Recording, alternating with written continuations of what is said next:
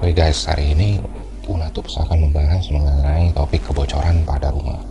Ya seperti yang kita sering tahu ya, rumah kita tuh kadang-kadang bocor karena udah lama mungkin nggak dirawat, atau bahkan bangunan baru itu juga bisa mengalami kebocoran setelah selesai konstruksi. Nah akibatnya dalam ruangan terjadilah ngompol di plafon ya kan, atau bahkan sampai netes ke lantai, dan itu sangat mengganggu dan bahkan membahayakan peralatan-peralatan kita yang ada di rumah, terutama peralatan elektronik. Seperti apa mengenai kebocoran setelah yang satu ini?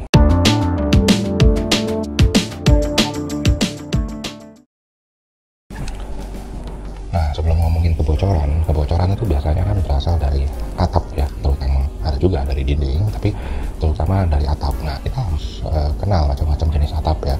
Jenis atap yang biasanya dipakai oleh orang-orang di Indonesia itu antara ada genteng tanah liat ya, genteng kodok lah yang bergelombang itu, terus juga ada genteng metal yang ada lapisan bitumennya, terus juga ada genteng kaca kalau orang yang mau bikin skylight ya, masukin cahaya matahari ke dalam rumah. Terus juga ada atap yang dibuat dengan cor-coran beton ya, seperti plat lantai, orang bilangnya seperti dak beton. Nah itu ada macam-macam jenis penutup rumah ya, penutup bangunan. Kalau kita bilangnya atap ya itulah modelnya macam-macam. Jadi ada genteng, atap metal, atap kaca, atap beton. Bahkan mungkin kalau di rumah-rumah tradisional ada yang menggunakan atap dari jerami atau dari bahan organik ya, dari tanaman dan sebagainya. Nah itu kita harus paham dulu rumah kita atapnya seperti apa, karena dari situ kita bisa menentukan dan memperkirakan kira-kira potensi bocor itu seperti apa. Mengenal macam-macam jenis genteng ya, atau bukan genteng ya, macam jenis atap ya, kita jadi tahu ya macam-macam jenis atap itu dengan potensi penyebab bocornya. Atap itu beda-beda sesuai dengan bentuk atap yang kita pakai atau jenis atap yang kita pakai. Kalau kita pakai genteng kodok atau genteng tanah liat yang bergelombang, atau mungkin genteng beton, karena dia cuma ditaruh dan disangkutin ke reng atau ke kuda-kuda atapnya, apakah itu kuda-kuda kayu ya zaman dulu, atau karena kuda-kudanya menggunakan besi baja ringan, itu ada kemungkinan bisa bergeser, entah karena angin, entah karena deformasi bangunan, entah karena getaran, entah karena apapun, dia bisa entah bergeser, entah lepas, bahkan entah pecah. Barang itu mungkin pernah terinjak atau apa pas lagi perawatan genteng, terinjak pecah, bocor dan sebagainya. Nah itu salah satu penyebab terjadinya kebocoran pada atap. Bisa juga kejadiannya adalah karena dia disusun saling bertumpuk seperti ini, overlapping. Itu bisa juga kalau hujannya cukup kencang, angin bisa masuk membawa air ke sela-sela, tapi itu mungkin persentasenya tidak terlalu sering. Nah untuk genteng-genteng yang lain, untuk atap jenis atap yang lain seperti atap metal yang berupa lembaran logam, itu kadang-kadang dipasang dengan cara disekrup kerangkanya.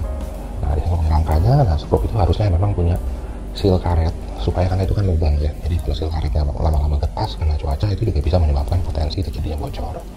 Nah untuk genteng kaca juga sama ya, sama seperti genteng tanah liat itu bisa pecah, salah satu konsekuensinya, tapi itu mungkin juga persentasenya kecil. Tapi kita perlu waspada dan kita tahu apakah genteng apa yang kita pakai atau atap apa yang kita pakai jenisnya, itu akan menentukan cara kita mendiagnosa kalau bangunan kita atapnya bocor gitu. Nah kalau menggunakan atap dak beton, nah dak beton ini adalah cor-coran semen ya kan, beton bertulang, cor-coran semen. Pastikan atap dak beton itu harus mempunyai floor drain atau buangan air, dan juga memiliki di treatment dengan waterproofing. Nah supaya air hujan ini tidak rembes, diserap oleh beton dan rembes ke sisi bawahnya. Jadi itulah kira-kira berbagai macam penyebab atap itu bisa mengalami kebocoran pada bangunan rumah Anda. Nah berikutnya adalah cara mendeteksi kebocoran. Kita sebagai penghuni dalam rumah ini kan kita taunya tiba-tiba netes ya dari atas plafon, wah bocor nih atau rembes gitu ya kan. Pertama kali biasanya rembes dulu nih kalau ada plafonnya, terus ngompol kayak ada bercak-bercak air. Nah itu kalau atapnya berupa atap genteng biasa atau genteng kodok atau genteng tanah liat, itu kita bisa cek dengan cara kita naik ke atas genteng dan kita lihat apakah gentengnya itu semuanya dalam posisi yang benar, tidak ada yang pecah, retak, atau posisinya bergeser, bahkan berlubang. Kadang-kadang mungkin ketiban apa ya, mungkin tetangganya rumahnya lebih tinggi gitu ya, harus ketiban apa dia pecah ya kan. Nah itu bisa kita cek dari atas, tapi juga kita harus cek dari bawah. Agak sedikit repot, kita harus buka plafon. Nah, plafonnya ini biasanya rumah-rumah tertentu disediakan manhole. Rumah dengan plafon dan hubungan atap yang cukup tinggi, itu plafonnya ada manhole, sehingga orang bisa membuka dari lubang manhole itu dan melihat ke kolong atap ya. Jadi keluar ngintip dari balik plafon bisa kelihatan ini mana yang bocor. Jadi kalau kelihatan cahaya matahari artinya bocor nih, jadi kan harusnya kan gelap semua ya di kolong atap itu. Nah ini jadi ada cahaya matahari, berarti ada titik yang bocor, kita bisa tandain itu dan mudah diidentifikasi dengan cepat. Nah kalau atap metal itu juga sama. Atap metal itu cara untuk deteksi kebocorannya kalau dari atas agak susah ya, karena dia kan mungkin lubangnya kecil. Lubang metal itu mungkin biasanya bekas skrup atau bekas paku atau bekas apa. Nah biasanya kita buka plafon dari bawah, dari manhole, terus kita ngintip ke atas, itu kelihatan ada bintik cahaya matahari. Nah berarti lah itulah titik perkiraan titik bocornya atau bolongnya si atap. Nah itu caranya cepat ya, jadi jangan ngecek masuk ke lubang manhole tuh malam-malam, jadi nggak kelihatan sinar matahari. Kalau misalkan kalau siang-siang kan kelihatan ya banyak bolong nih gitu kan, ada cahaya matahari gitu. Nah kalau ada beton ini yang paling rumit, karena mungkin bocornya di sisi kanan, tapi sebenarnya yang bikin rembes itu di sisi kiri misalnya. Karena pada prinsipnya air itu akan mencari jalan termudah untuk dia bisa keluar ya, untuk turun secara gravitasi gitu. Bisa jadi dalam jidak beton itu di sisi kiri itu waterproofingnya kurang dan air mulai merembes dari sana. Tapi mungkin dia baru bisa muncul netes itu di sisi kanan, karena mungkin di sisi kiri lapisan betonnya bawahnya cukup rapat, atasnya rembes, bawahnya rapat. Karena bocornya di sisi kanan. Nah itu sering terjadi. Jadi kalau untuk dak beton kadang-kadang cukup rumit, karena dia bisa rembes di kiri, netesnya di kanan gitu, atau misalnya rembesnya di depan, netesnya di belakang atau di kiri atau di kanan gitu. Karena dia beton itu nyerap air dan dia akan mengalirkan kejenuhan air itu ke arah yang paling mudah dilalui aja gitu. Nah memang ini nanti treatmentnya beda-beda untuk mengatasi masalah ini. Nah bagi pemirsa yang mempunyai pertanyaan atau ide-ide, bolehlah ya di share di komentar mengenai kasus-kasus kebocoran yang pernah dialamin. Mungkin ada pengalaman yang bisa membantu untuk di sharing, atau juga mungkin ada hal-hal yang mau ditanyakan, mungkin kita bisa jawab sebisa kita ya untuk mengatasi masalah bocor ini ya. Tips-tipsnya seperti apa, silahkan sharing di kolom komentar, dan jangan lupa like dan subscribe di channel kita agar lebih berkembang lagi. Nah berikutnya adalah memilih bahan-bahan untuk anti bocor ya. Anti bocor ini sebenarnya paling banyak itu adalah untuk mengatasi atap yang berjenis dak beton ya. Rata-rata mereka menggunakan waterproofing ya, dengan lapisan tertentu ya, ada seratnya. Ada juga yang menggunakan membran dengan bahan aspal ya atau bitumen yang dibakar dengan blowtorch gitu.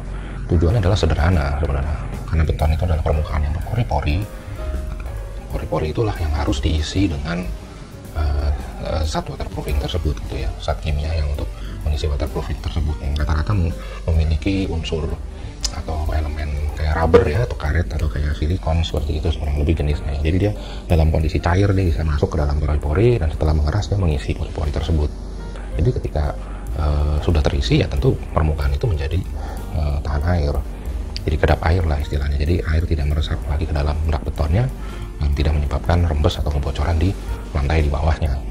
Nah biasanya setelah di waterproofing, dak beton itu dites, dibanjirin air, bener nggak nih udah kedap air. Kalau belum bener, masih ngerembes, kita deteksi ya bisa dilapisin lagi, diulang, ditambahin mana yang bagian yang ternyata masih rentan bocor.